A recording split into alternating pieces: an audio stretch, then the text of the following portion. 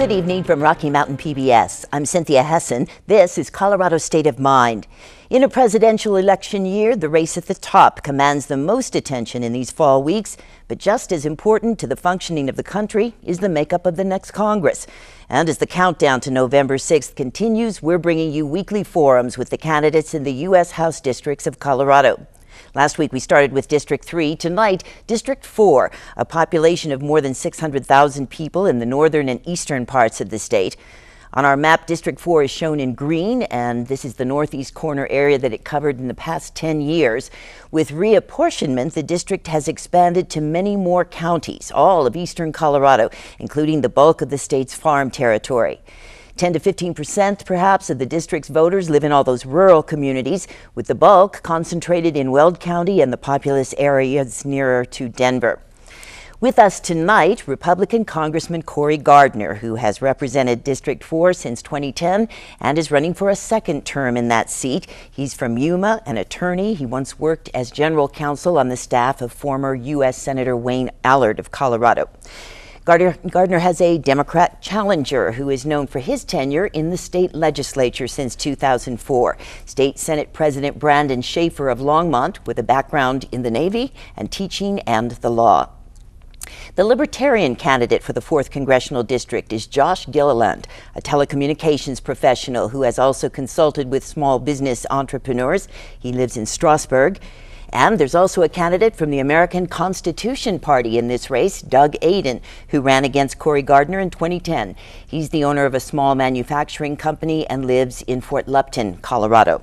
So welcome to all of you. It's great to have a chance to hear from all of the candidates in the 4th District as we ask you a few key questions tonight.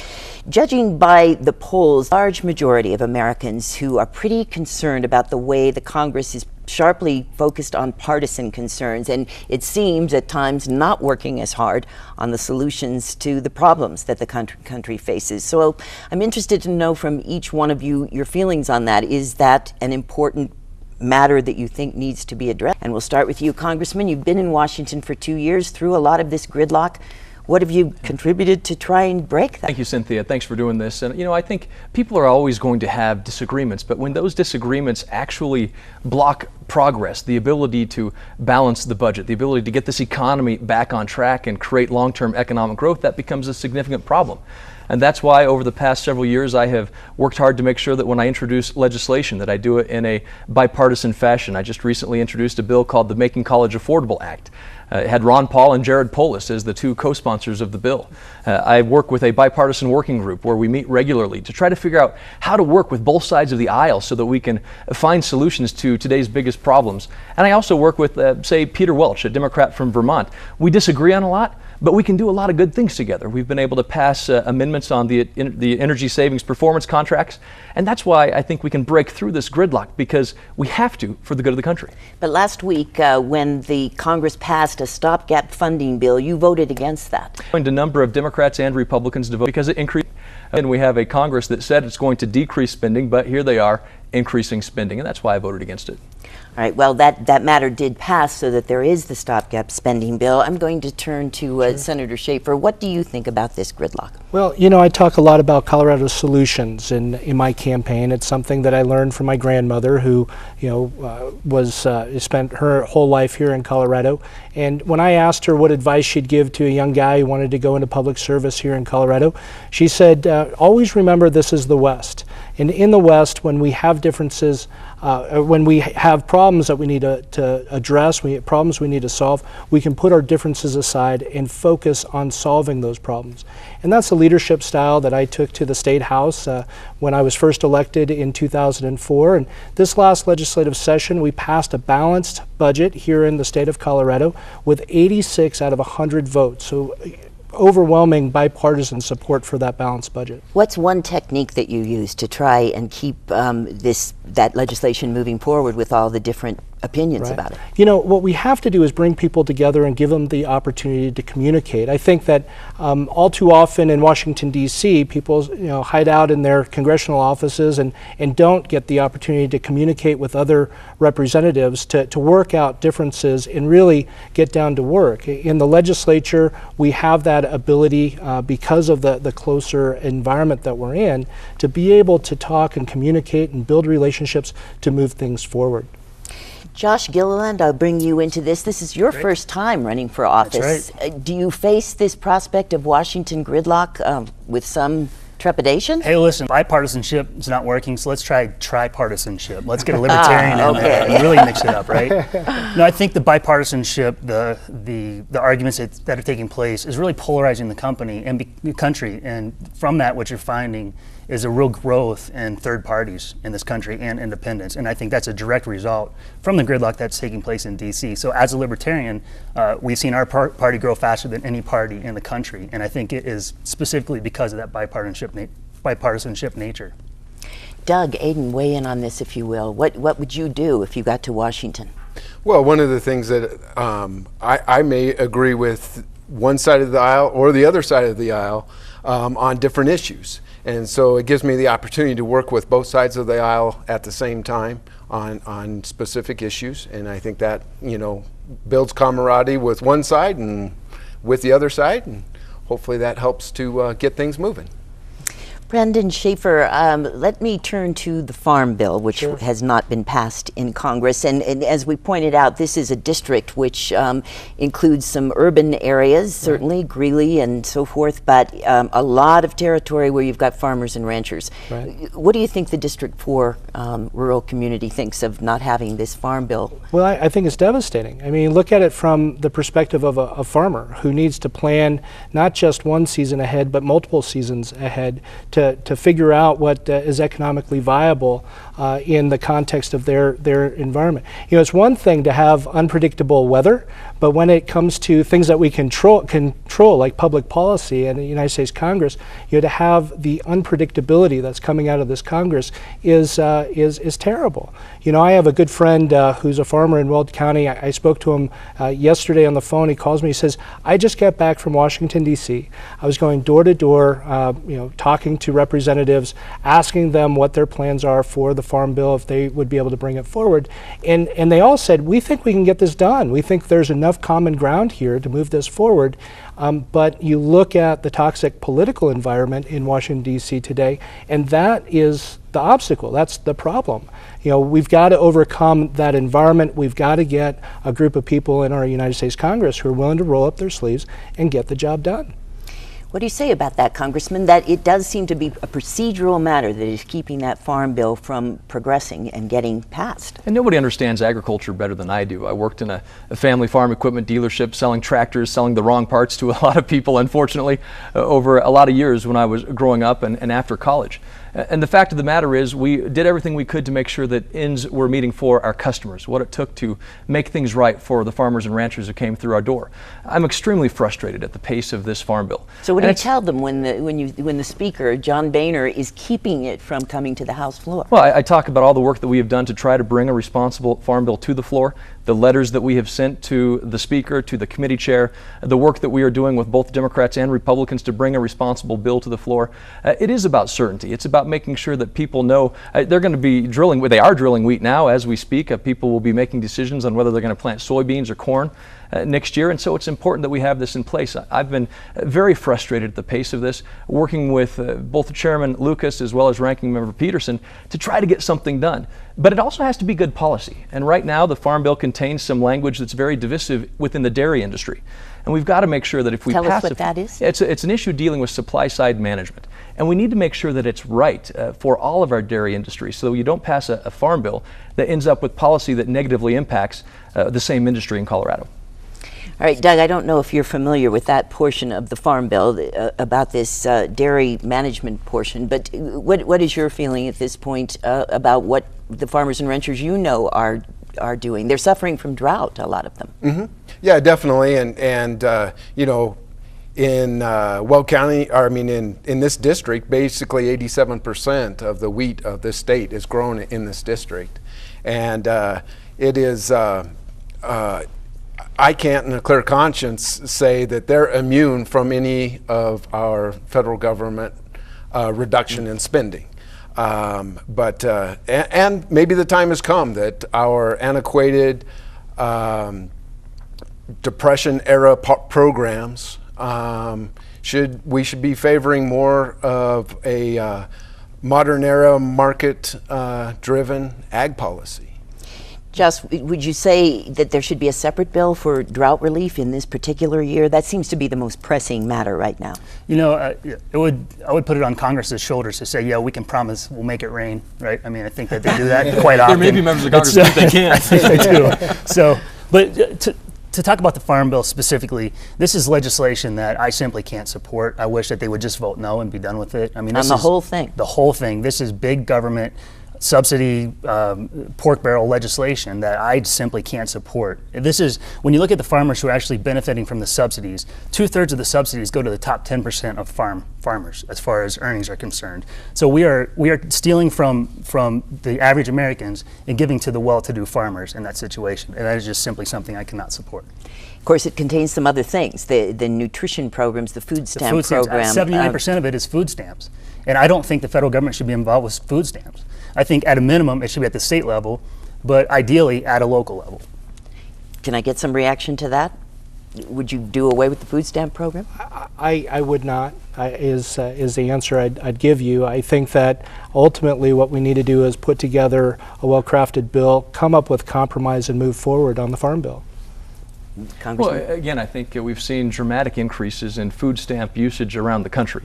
And so we do need to make sure that we're reforming that so that we don't become an entitlement nation. And so the House does cut around $16 billion worth of food stamps in the Farm Bill title, but we also eliminate direct payments and countercyclical payments in this Farm Bill, so it does make a right direction toward a more market-oriented Farm Bill than previous past. What's your prediction about when it will pass? Well, I again have been urging the Speaker and the members of Congress to bring it to the floor next week. If it's not next week, then come back into session and do it the week after. It's got to be a good policy. It's got to be a good bill responsible for our farmers and ranchers. And so I hope it's done very soon. Doug, I'm going to start with you on this next question, and this is very definitely the biggest issue to any voter at this time, which is jobs and the economy. I'm interested to know what you think the Congress can do, a specific thing the Congress can do to up the number of new jobs in this country. In the period from 2009 to 2011, we've added 106 new major regulations. And that costs the Americans $46 billion. So if you do the math on that, that's roughly, 1 million jobs. And that's not to mention those regulations that are in the pipeline due to Dodd-Frank, to Patient Protection Affordable Care Act, to the EPA and its drive to work on climate control. You're anti-new regulations? I would say that's one of the ways that we can create jobs is slow down the creation of regulations. All right, Senator Shaffer. There's a proposal out there that would create a tax credit for small businesses that partner with colleges or universities as a job training program for students who are seeking employment after they graduate from college. It's an innovative way to help both small businesses, give them an advantage of new workers in a well-educated workforce, innovative way to give them that advantage at the same time of giving more experiences to students who are coming out of college. I think it's the right way for government to be an effective partner in creating jobs, especially for middle-class Americans in small businesses. Do you have any estimate how many jobs that might be? I don't have the details, estimates of how many jobs that might create, but it is the type of thing that's organic that can come from small communities to large communities across the country. Congressman Gardner, is that a program that you can get behind? Well, I think more than anything, we need to actually get government out of the way. Congress doesn't create jobs. You don't introduce a bill that says thou shalt create jobs. You get government out of the way so the private sector can work. Let's take, for example, a couple of key issues. The Keystone XL pipeline would create over 100,000 jobs. In fact, there's a company in Longmont, Colorado, whose #1 customer is the Alberta oil sands. And if the Keystone pipeline goes through, they're going to be able to grow and expand. If we could, like Doug said, get a handle on these regulations that are strangling small businesses. I mean, I had an EPA witness before my committee say that they don't regulate farm dust, but they do regulate dust from farms. Now, I may be from Yuma, but I don't know the difference between farm dust and dust from farms. Josh. Yeah, so a survey just came out, and by the way, I completely agree with Representative Gardner. Government doesn't create jobs. It's all business owners, private sector that creates these jobs. So a poll just came out where business owners said their #1 concern on why they're not creating jobs is government interference. And the government interference comes from regulations and taxation. And so what I would do is look at the income tax and the corporate tax, and I would get rid of it. I would abolish the IRS. These things are full of loopholes and kickbacks. What we need to roll out is a fair tax, a consumption-based tax. Leading economists agree that the first year, if we were to roll out the fair tax, we're looking at a 10.5% bump in GDP. That's the shot in the arm that this economy needs to get us back to full employment as a nation. You know, you talk about regulation, but I mean, regulations are the things that keep us safe from damages that people might do to the environment, or in the case of banking, and in fact, let's go there next. The 2008 financial meltdown was a failure of regulation in some ways. You may disagree with that on the financial industry, and as it stands now, the Dodd-Frank bill is, it was passed, but it's languishing. Nothing about it is regulating anything at the moment. What could you do? What would you do to make sure that we don't have a repeat of what happened in 2008? We have to plan long term and not short term. And unfortunately, when we look at the way government either budgets for the future or addresses problems, it's only those problems that are right in front of your face. One of the things that I did in the legislature is create the Long-Term Fiscal Stability Commission that looked at both the regulatory environment, looked at a fair tax policy, it looked at how we make investments for the future of the state of Colorado. I think we need to do the same thing on the federal level. Any business, any good business out there is going to come up with a long-term vision for a business plan. Unfortunately, when we look at what's going on in Washington, D.C. right now, it seems that we're governing from manufactured crisis to manufactured crisis, whether it's a debt limit debate of last summer or whether it's now the farm bill that we were just talking about or sequestration, which is on the horizon. That's no way to run a business, and it's no way to run a government. So Josh, that kind of regulation on the banking industry and investments and lending, you don't see a need for that kind of regulation? No, I'll tell you, so when you look at the financial crisis of 2008, what should have happened, by the way, the whole crisis was created by the government. It's specifically the housing industry. We had 28 million subprime and shaky loans in the market, and that was all driven by the federal government. The free market would have never given those people loans. The bottom fell out.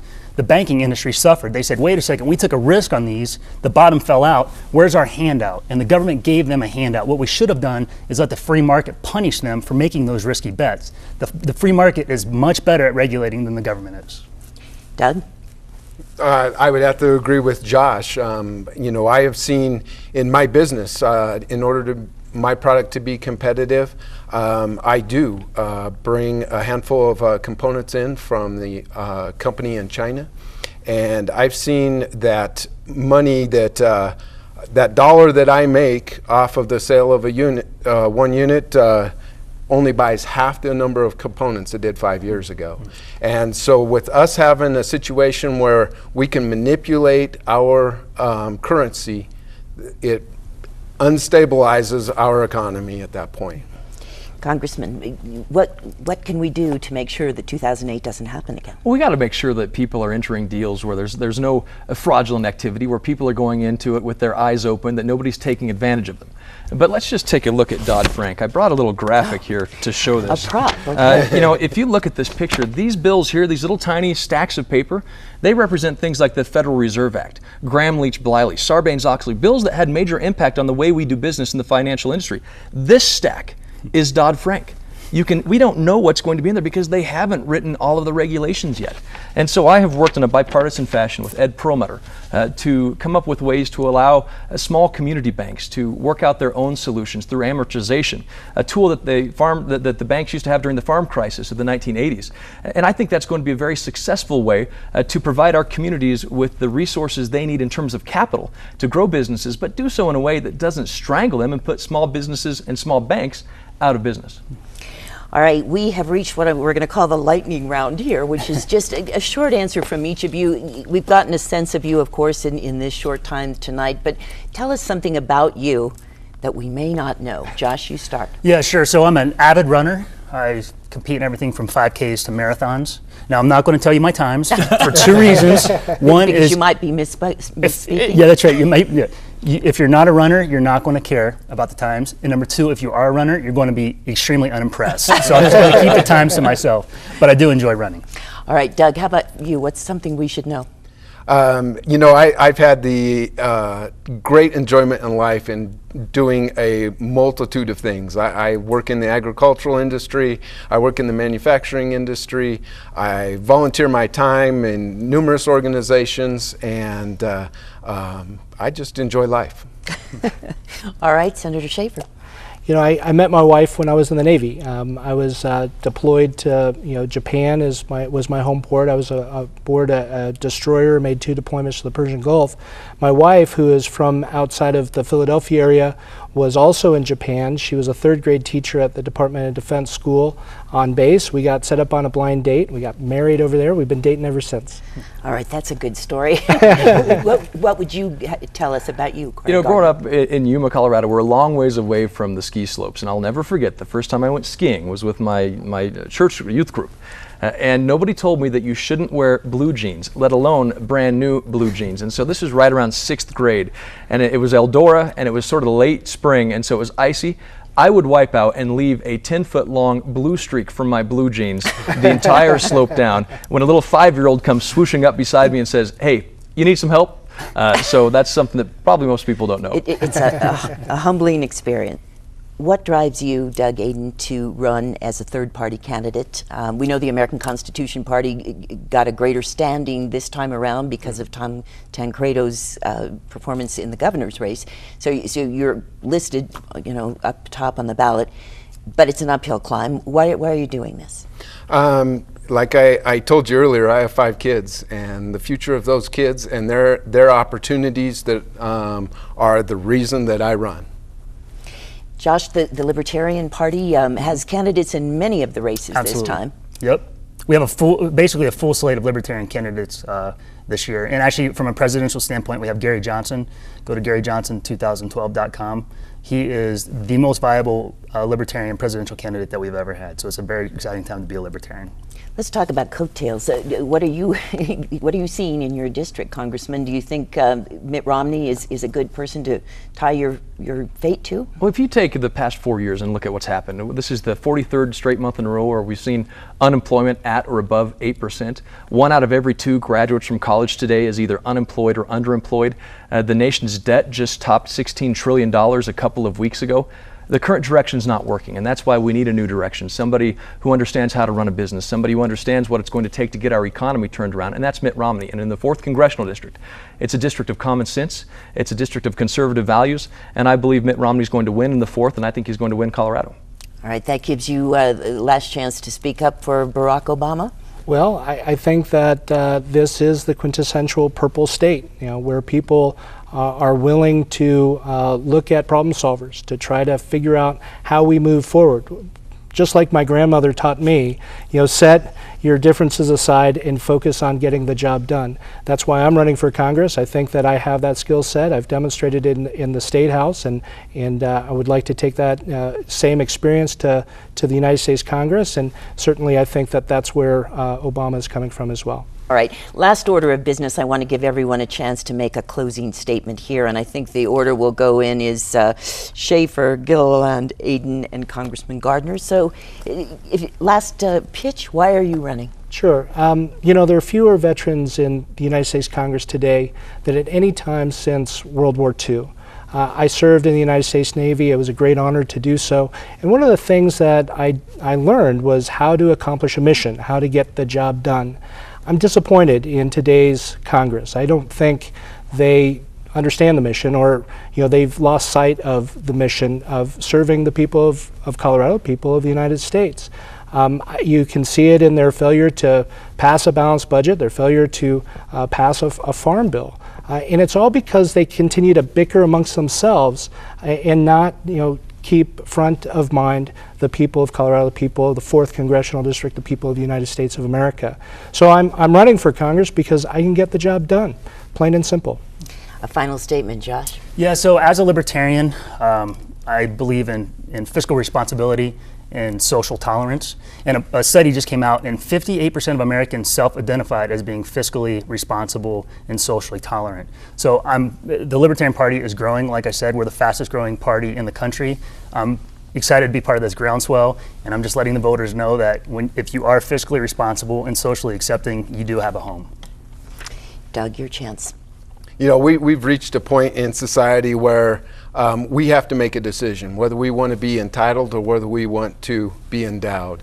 In America, where endowed rights are cherished, we'll be free and prosperous forever. Where in America, where entitlements is full of entitlements, won't last near as long. All right, Congressman. Well, I'm always an optimist about the future of this country. I believe that Colorado is a state of innovators and entrepreneurs, a state that if you get government out of the way and let Colorado work, we're going to get this economy moving again. We're going to find the answers and the solutions to our greatest challenges. And so I'm somebody who believes very much in individual responsibility, those liberties based in our Constitution, that if we can just do what it takes to get government out of the way and let people run their lives, their families, their businesses the way they want to, we're going to once again have a great country, ensuring that our better days are ahead of us. Thank you all very much, and that is Colorado State of Mind for this week. You can see the program again and also see the web extra piece of conversation if you go online to video.rmpbs.org. Thank you very much to the candidates who are running for Congress from the Colorado District 4, Representative Cory Gardner, Josh Gilliland, Doug Aden, and State Senator Brandon Shaffer. Next week, we turn our attention to the 2nd District with incumbent Congressman Jared Polis and his challengers. Join us for that next weekend. Thank you for your attention tonight. I'm Cynthia Hessen. Good night.